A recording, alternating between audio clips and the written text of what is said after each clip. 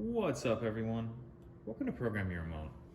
Today I'm going to do a quick video and show you where the fuse block locations are in a GMC Yukon. This is a 2015 here, but it's going to be the same on a few different years. This will also be the same on a few different GM models.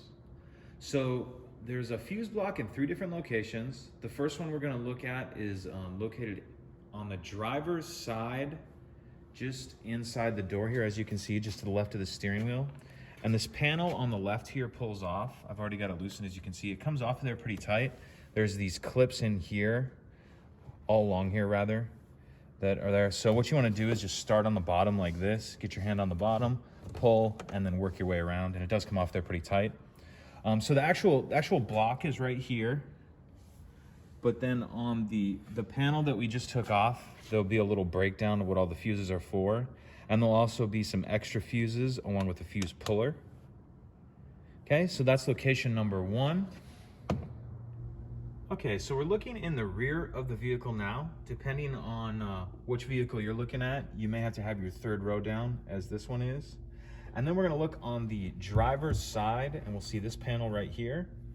I wanna go ahead and pull that off, and we're gonna see our 2nd fuse block right here.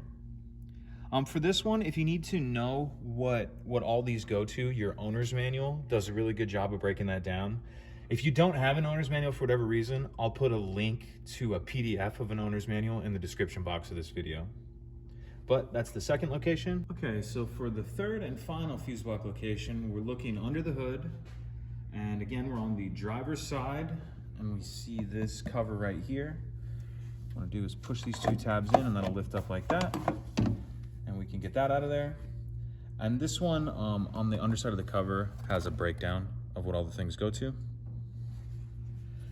So that's it, pretty simple. Those are the 3 locations. Again, if you have any questions of what any of that stuff goes to, your owner's manual does a pretty good job of breaking it down.